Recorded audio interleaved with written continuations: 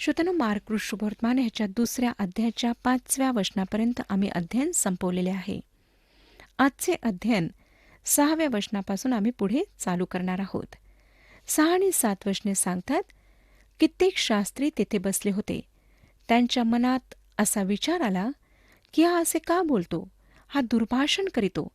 एका वाचून म्हणजे देवा वाचून पापांची क्षमा कोण करू शकतो? हा विचार त्यांच्या मनात ह्यासाठी आला श्रोत्यानो, कारण प्रभू येशूने त्या तरुणाला म्हटले होते, मुला, तुझ्या पापांची क्षमा झाली आहे.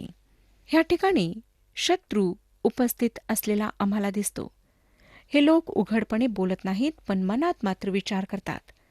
विचारात त्यांनी जे 2 प्रश्न उभे केलेत, त्यातील पहिल्या प्रश्नात ते चुकत होते, परंतु दुसऱ्या प्रश्नात मात्र ते बरोबर होते. हा माणूस दुर्भाषण करीत नव्हता, परंतु हे खरे की फक्त देवच पापांची क्षमा करू शकतो. कुठल्याच न्यायाधीशाला अपराध्याला सोडून देण्याचा अधिकार नसतो. न्यायाधीशाचे काम काय असते की कायदा लागू करणे. परमेश्वर ह्या सृष्टीवर सत्ता चालविणार आहे व त्याच्या कायद्याची सुरक्षा त्याने करायलाच हवी. तो कायद्याविना असू शकत नाही. तो असू शकत नाही कारण तो नीतिमान आहे. तो न्यायी परमेश्वर आहे.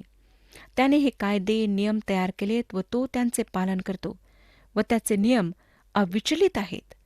ते मुळीच बदलत नाहीत व त्यांच्यामुळे तुम्ही व मी देवासमोर अपराधी आहोत. आम्हाला श्रोत्यानो आमच्या पापांची क्षमा हवी आहे व तो ती क्षमा पुरवतो. तो उदार हृदयाचा आहे म्हणून तो क्षमा करतो असे समजण्याची चूक आम्ही करू नये. तो क्षमा करतो कारण ख्रिस्ताने आमच्या पापांची खंडणी भरून दिली आहे. प्रभू येशू ख्रिस्त ह्या ठिकाणी दुर्भाषण करीत नव्हता. तो परमेश्वर आहे. तो पापांची क्षमा करू शकला कारण तो ह्या पृथ्वीवर तुम्हाला आणि मला, त्या पक्षघाती माणसाला तारण देण्याकरिता आला. पापांची क्षमा देण्याकरिता आला. पापांपासून आम्हाला मुक्त करण्याकरिता आला. 8वं वचन बघा. ते स्वतःशी असा विचार करीत आहेत, हे येशूने अंतर्ज्ञानाने लागलेच ओळखून त्यास म्हटले, तुम्ही आपल्या मनात असले विचार का आणिता? ही माणसे उघडपणे बोलली नाहीत, पण त्यांनी मनामध्ये हा विचार केला होता. येशूने त्यांना त्यातून बाहेर काढण्याचा प्रयत्न केला, परंतु त्यांनी मौन धारण केले. म्हणून प्रभू त्यांना म्हणाला 9व्या वचनात, तुझ्या पापांची क्षमा झाली आहे असे पक्षघाती माणसाला म्हणणे सोपे, किंवा उठ, आपली बाज उचलून चाल असे म्हणणे सोपे. ते त्याच्या कुठल्याच प्रश्नाचे उत्तर देणार नव्हते. ते शांत होते व शांत होते म्हणून तो त्यांच्याशी पुढे बोलतो आहे. त्याला माहीत होते ते काय विचार करीत आहेत. योहान शुभवर्तमान 2 अध्याय 25व्या वचनामध्ये म्हटले आहे. योहान शुभवर्तमान 2 अध्याय 25वे वचन. शिवाय मनुष्याविषयी कोणीही साक्ष द्यावी ह्याची त्याला जरुरी नव्हती, कारण मनुष्यात काय आहे हे त्याला स्वतःला ठाऊक होते. आता तो खरोखर त्यांना मुद्द्यावर आणीत आहे. तुझ्या पापांची क्षमा झाली आहे असे पक्षघाती माणसाला म्हणणे सोपे, किंवा उठ, आपली बाज उचलून घे व आपल्या घरी जा असे म्हणणे सोपे. जरी श्रोत्यानो त्यांनी उत्तर दिले नाही, तरी मला पूर्ण खात्री आहे की त्यांनी नक्कीच मनात म्हटले असेल, एकापेक्षा एक कठीण आहे. फक्त परमेश्वरच ते करू शकला. हे उत्तर बरोबर आहे म्हणून प्रभू येशू त्या माणसाला म्हणाला, उठ, आपली बाज उचलून घे व आपल्या घरी जा. 10 आणि 11 वचने पुढे सांगतात, परंतु मनुष्याच्या पुत्राला पृथ्वीवर पापांची क्षमा करावयाचा अधिकार आहे, हे तुम्हा समजावे म्हणून तो पक्षघाती माणसाला म्हणाला, मी तुला सांगतो, उठ, आपली बाज उचलून घे व आपल्या घरी जा. येशू ख्रिस्ताने त्याला पूर्ण आरोग्य दिले, अर्थात शारीरिक आणि आत्मिक आरोग्य. 12वं वचन बघा. मग तो उठला व लागलाच आपली बाज उचलून सर्वांच्या देखत निघाला. ह्यावरून सर्वजण थक्क झाले व देवाचे गौरव करीत म्हणाले, आम्ही असे कधीच पाहिले नव्हते. आपल्याला कळेल श्रोत्यांनो की हे कृतीचे शुभवर्तमान आहे आणि येथे कृतीपूर्ण चमत्कार आम्हाला पाहायला मिळाला. आणि आता येथे सुद्धा आम्हाला कृती पाहायला मिळते. 13 आणि 14 वचने सांगतात, तो तेथून निघून समुद्र किनाऱ्यावर गेला आणि सगळा लोकसमुदाय त्याच्याजवळ आला. तेव्हा त्याने त्यांना शिक्षण दिले. तेथून जात असताना त्याला अल्फीचा मुलगा लेवी जकातीच्या नाक्यावर बसलेला दिसला व त्याला त्याने म्हटले, माझ्या मागे ये. तेव्हा तो उठून त्याच्या मागे गेला. जरी हा चमत्कार नाही तरी आम्हाला येथे कृती आढळते. आम्हाला ह्या शुभवर्तमानात फार अधिक कृती पाहायला मिळते. ह्या ठिकाणी लेवीला किंवा मत्तेला पाचारण करण्यात आले आहे. मत्ते हा लेवी वंशातला होता. कल्पना करा, तो याजकाच्या वंशातला होता, परंतु ह्या ठिकाणी तो जकातीच्या नाक्यावर बसलेला होता. ह्याद्वारे 10 वंश ज्याविषयी म्हणण्यात येते की ते हरवलेले आहेत, त्याचे उत्तर आम्हाला मिळते. अनेक ठिकाणांपैकी हे एक ठिकाण आहे श्रोत्यानो, जेथे आम्हाला यहुदा वंशाला सोडून दुसऱ्या वंशातील व्यक्ती नजरेस पडते. हे वंश हरवले नाहीत. ह्या ठिकाणी एक व्यक्ती आम्हाला दिसते जी लेवी वंशातली आहे व ती प्रभूची शिष्य होणार आहे. ह्या घटनेत आमचा प्रभू त्याला पाचारण करणार आहे. आपणाला आठवत असेल की मत्ते शुभवर्तमानात मत्ते त्याने खूप मोठी मेजवानी दिली व काही मित्र मंडळीला बोलावले ह्याविषयी काहीच सांगत नाही. त्याचे जे मित्र होते ते सर्व पापी होते. 15 आणि 16 वचने बघा. नंतर असे झाले की तो त्याच्या घरी जेवावयास बसला. तेथे बरेच जकातदार व पापी लोकही येशू व त्याचे शिष्य ह्यांच्या पंक्तीस बसले, कारण ते पुष्कळ असून त्याच्या मागे आले होते. तेव्हा पुरुषातील शास्त्री ह्यांनी त्याला जकातदार व पापी लोक ह्यांच्याबरोबर जेवताना पाहून त्याच्या शिष्यास म्हटले, हा जकातदार व पापी लोक ह्यांच्याबरोबर का जेवतो? काय आपल्या लक्षात आले का की 3 वेळा हे वाक्य लिहिण्यात आले आहे की निमंत्रित लोक जकातदार व पापी लोक होते?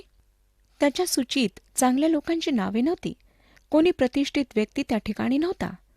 हे सर्व त्या दिवसातील जकातदार होते. लक्षात घ्या की पापी लोक म्हणण्यापूर्वी जकातदार हा शब्द आलेला आहे. 17 वचन. हे ऐकून येशू त्यांना म्हणाला, निरोग्यास वैद्याची गरज नसते, तर रोग्यास असते. मी नीतिमानास नव्हे, तर पाप्यास बोलवावयास आलो आहे. हे फार जबरदस्त असे उत्तर आहे. जेव्हा सर्व निरोगी असतात तेव्हा आम्ही डॉक्टरला बोलावीत नाही. जेव्हा एखादी व्यक्ती आजारी असते तेव्हाच आम्हाला डॉक्टरची गरज पडते. प्रभू येशूने म्हटले की तो नीतिमानांना नाही, परंतु पाप्यांना बोलवण्यास आलेला आहे. त्याने असे म्हणण्याचे कारण म्हणजे खरे पाहता तेथे फक्त पापी लोक होते. एकाच प्रकारचे लोक त्या ठिकाणी होते. एक सुद्धा नीतिमान नव्हता. परंतु पुरुषांना वाटले की ते नीतिमान आहेत.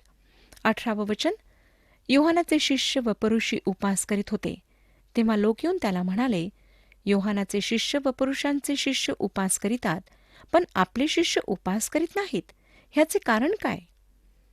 त्यांना वाटले की ते नियमशास्त्राधीन आहेत, परंतु नियमशास्त्रात उपासाविषयी काहीच निर्देश दिलेले नव्हते. देवाने त्याच्या लोकांना 7 उत्सव किंवा सण पाळण्याविषयी सांगितले, उपवास दिवसाविषयी नाही. 19 आणि 20 वचने बघा. येशू त्यांना म्हणाला, वराड्याबरोबर वर आहे तोपर्यंत उपास करणे त्यांना शक्य आहे काय? वर त्यांच्याबरोबर आहे तोपर्यंत त्यांना उपास करणे शक्य नाही. तरी असे दिवस येतील की वर त्यांच्यापासून काढून घेतला जाईल, तेव्हा त्या दिवसात ते उपास करतील. तो त्यांना जे सांगत आहे ते म्हणजे उपवास करण्यापेक्षा त्याच्याशी अधिक जवळीकता असणे, त्याच्यासोबत सहभागिता ठेवणे हे अधिक महत्वाचे आहे. 21 आणि 22 वचने. कोणी कोऱ्या कापडाचे ठिगळ जुन्या वस्त्राला लावित नाही. लाविले तर धड करण्याकरिता लाविलेले ठिगळ त्याला म्हणजे जुन्याला फाडिते आणि छिद्र मोठे होते. कोणी नवा द्राक्षरस जुन्या बुधल्यात घालीत नाही. घातला तर नव्या द्राक्षरसाने बुधले फुटतात. द्राक्षरस सांडतो व बुधलेही निकामी होतात. म्हणून नवा द्राक्षरस नव्याच बुधल्यात घालतात. प्रभू प्रेमाने भरलेले नवीन जीवन व त्याच्याशी सहभागिता ह्याविषयी 2 उदाहरणे ह्या ठिकाणी देत आहे. तो म्हणत आहे की मी नियमशास्त्राला नवीन रूप देण्यास आलो नाही. मोशेच्या नियमशास्त्रात भर घालण्याकरिता मी आलो नाही. त्यात सुधारणा करण्याकरिता किंवा त्याची वाढ करण्याकरिता सुद्धा मी आलो नाही. प्रभू येशू ख्रिस्त काहीतरी नवीन करण्याकरिता आला.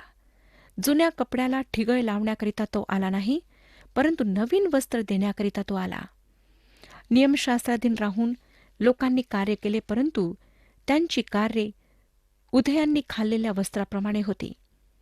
आमचा प्रभू नीतिमत्वाचा नवीन झगा जो ख्रिस्तावर विश्वास ठेवणाऱ्यांसाठी वरून खाली येतो, तो पुरविण्याकरिता आला, ज्याद्वारे तो सर्वसामर्थी परमेश्वरासमक्ष अर्थात ती व्यक्ती जी ती वस्त्रे परिधान करते ती व्यक्ती परमेश्वरासमक्ष उभे राहण्याकरिता योग्य ठरू शकेल.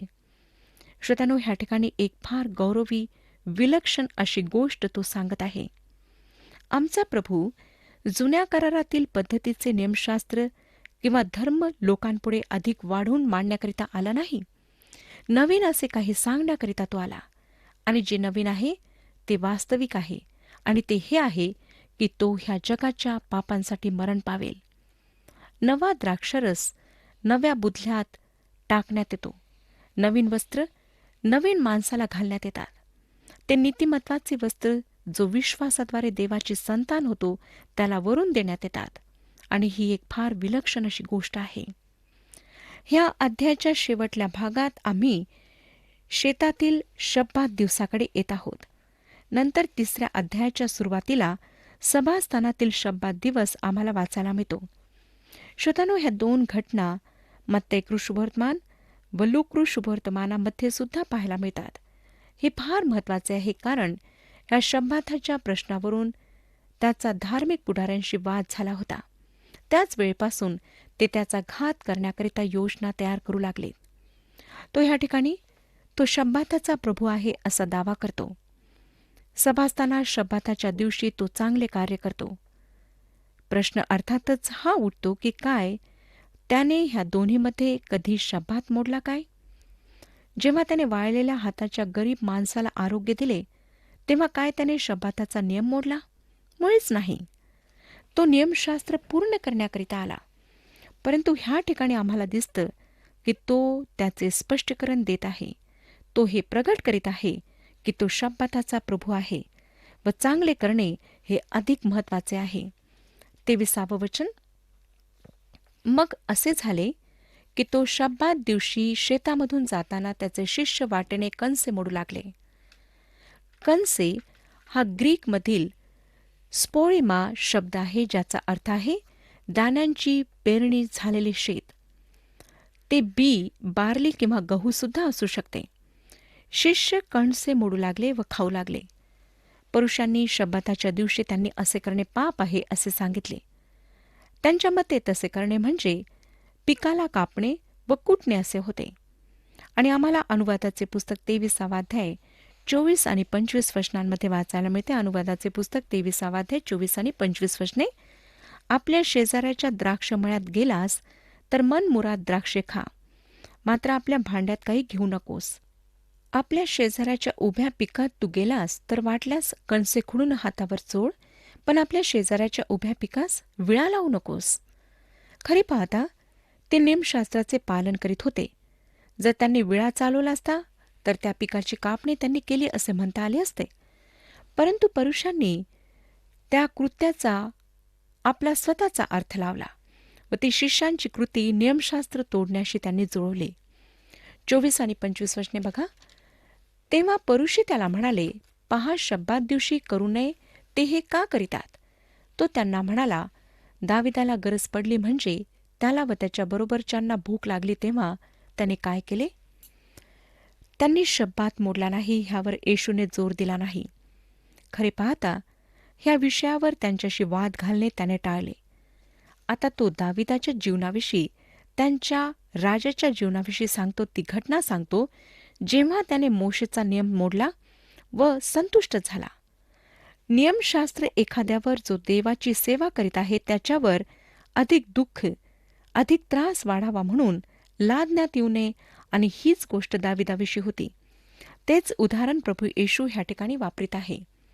पुढे 26 ते 28 वचने बघा. अब्याथार प्रमुख याजक असता तो देवाच्या मंदिरात कसा गेला व याजकांशिवाय कोणीही खाऊ नयेत त्या समर्पित भाकरी त्याने कशा खाल्ल्या व आपल्या बरोबरच्यांनाही कशा खाव्यास दिल्या हे तुम्ही कधी वाचले नाही काय? आणखी तो त्यांना म्हणाला, शब्बात मनुष्यासाठी झालेला आहे, मनुष्य शब्बातासाठी झालेला नाही. म्हणून मनुष्याचा पुत्र शब्बाताचाही प्रभू आहे. श्रोत्यानो, शब्बात दिवस व त्याचा अर्थ ह्याबाबत हे फार मोठे तत्व आहे. नियमशास्त्र मानवाकरिता तयार करण्यात आले होते व मानव शब्बाताकरिता तयार करण्यात आला नाही. एक दुसरे मोठे तत्व जे ह्या ठिकाणी मांडण्यात आले आहे ते म्हणजे प्रभू येशू शब्बाताचाही प्रभू आहे. ह्या दोन्ही गोष्टी अत्यंत महत्त्वाच्या आहेत. लक्षात घ्या, आम्ही शब्बाता संबंधाने मोशेच्या जुन्या पद्धतीखाली नाही. इस्रायल राष्ट्र व देव ह्यांच्यामधील कराराचा तो एक भाग होता. निर्गमचे पुस्तक 31 अध्याय 12 ते 17 वचने आम्हाला सांगतात, मग परमेश्वर मोशेला म्हणाला, तू इस्रायल लोकांना आणखी असे सांग की तुम्ही माझे शब्बात अवश्य पाळावे, कारण पिढ्यानपिढ्या तुमच्या माझ्यामध्ये ही खूण आहे. ह्यावरून हे कळावे की तुम्हाला पवित्र करणारा मी परमेश्वर आहे. म्हणून तुम्ही शब्बात पाळावा. तो तुमच्यासाठी पवित्र आहे. जो कोणी तो भ्रष्ट करील त्याला अवश्य जीवे मारावे. जो कोणी त्या दिवशी काही काम करील त्याचा स्वजनातून उच्छेद व्हावा. 6 दिवस काम करावे, पण 7वा दिवस परमेश्वराचा पवित्र दिवस, परम विश्रामाचा शब्बात होय. कोणी शब्बात दिवशी काम करेल तर त्याला अवश्य जीवे मारावे. इस्रायल लोकांनी शब्बात पाळावा. शब्बात हा निरंतरचा करार समजून त्यांनी तो पिढ्यानपिढ्या पाळावा. माझ्यामध्ये व इस्रायल लोकांमध्ये ही निरंतरची खूण होय, कारण परमेश्वराने 6 दिवसात आकाश व पृथ्वी निर्माण करून 7व्या दिवशी विसावा घेतला आणि त्याचा श्रमपरिहार झाला. आता 3ऱ्या अध्यायामध्ये शब्बाता दिवशी घडलेली जी दुसरी घटना आहे ती आम्हाला पाहायला मिळते. पहिली 2 वचने सांगतात. 3रा अध्याय पहिली 2 वचने. मग तो पुन्हा एका सभास्थानात गेला. तेथे वाळलेल्या हाताचा एक माणूस होता आणि त्याच्यावर दोष ठेवावा म्हणून शब्बात दिवशी तो त्याला बरे करीतो की काय हे पाहावयास ते टपून बसले होते. प्रश्न हा उद्भवतो की काय ह्या अपंग माणसाला तेथे मुद्दामून ठेवण्यात आले होते? उत्तर आहे होय. दुसरी घटना शेतामध्ये घडली. कणसाच्या शेतात. ती बाहेरची जागा होती.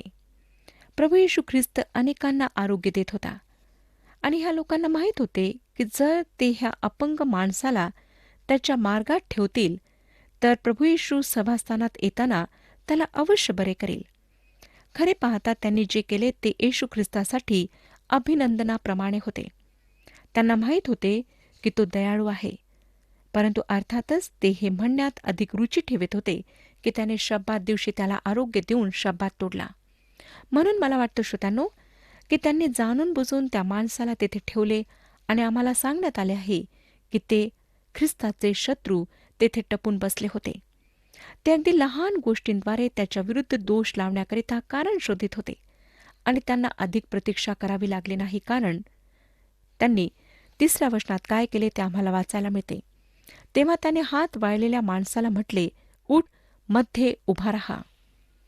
प्रभू ह्या ठिकाणी काही करणार आहे. त्याने त्याला म्हटले, उठ, मध्ये उभा राहा. त्याने असे म्हटले कारण तो काही सांगू पाहत होता. 4थं वचन. मग तो त्यांना म्हणाला, शब्बात दिवशी बरे करणे किंवा वाईट करणे, जीव वाचविणे किंवा जीव घेणे ह्यातून कोणते सशास्त्र आहे? पण ते उगेच राहिले. ते त्याला उत्तर न देणे शिकले होते, कारण जेव्हा जेव्हा त्यांनी उत्तर देण्याचा प्रयत्न केला तेव्हा तेव्हा त्यांची फसगत झाली होती. 5वं वचन. मग त्याने त्यांच्या मनाच्या कठीणपणामुळे खिन्न होऊन त्या सर्वांकडे रागाने पाहिले व त्या माणसाला म्हटले, हात लांब कर. त्याने हात लांब केला आणि तो बरा झाला. आता प्रभू येशू त्यांच्या चालीरीती, परंपरा ह्यांना मोडून इस्रायलांना शब्बात दिवस लावून देण्यामागे देवाचा मूळ उद्देश काय होता त्याकडे लक्ष लावण्याचा प्रयत्न करीत आहे. ते त्याला उत्तर देत नाहीत, कारण त्यांना माहीत आहे की ते स्वतःची फजिती करून घेतील. ह्या ठिकाणी लक्षात घ्या श्रोत्यानो की प्रभू येशू रागाने त्या सर्वांकडे पाहत आहे. लक्षात घ्या की येशूला राग सुद्धा येत असे. ग्रीकमध्ये जो शब्द आहे त्याचा अर्थ आहे थोड्या वेळापुरताचा राग, आणि खिन्न होण्यासाठी जो ग्रीक भाषेमध्ये शब्द आहे तो आम्हाला वर्तमान काळ दर्शवितो, ज्याचा अर्थ त्याला दुःख वाटत राहिले, तो खिन्न झाला आणि ती खिन्नता त्याच्या मनात राहिली असे दर्शविते. परंतु राग शमला, कारण तो थोड्या वेळासाठी होता. त्यांच्या मनाच्या कठीणपणामुळे ती खिन्नता त्याच्या मनात सतत होती. येशू त्या माणसाला बरे करतो. तो शब्बात दिवस होता, परंतु शब्बात माणसासाठी बनलेला आहे, मानवासाठी बनलेला आहे व येशू शब्बाताचा प्रभू होता. त्या शब्बात दिवशी त्याने त्या माणसाला आरोग्य दिले. दुसऱ्या अध्यायातली घटना व ही घटना आम्ही एकत्रित अभ्यासायला हवी. 6वं वचन सांगतं, मग परुषी बाहेर जाऊन त्याचा अर्थात येशूचा घात कसा करावा ह्याविषयी लागलीच हेरोदियांबरोबर त्याच्या विरुद्ध मसलत करीत बसले. श्रोत्यानो, अशा प्रकारे आम्हाला दिसतं की प्रभू येशूच्या प्रत्येक हालचालीवर ह्यांची नजर होती आणि प्रत्येक गोष्टीला ते मोशेच्या नियमशास्त्राच्या प्रकाशात पडताळून पाहत असत आणि त्यांनी अशा प्रकारे येशू ख्रिस्ताच्या विरुद्ध षडयंत्र रचले. प्रभू परमेश्वर ह्या विषयात आपले मार्गदर्शन करो आणि आपणाला आशीर्वाद देव.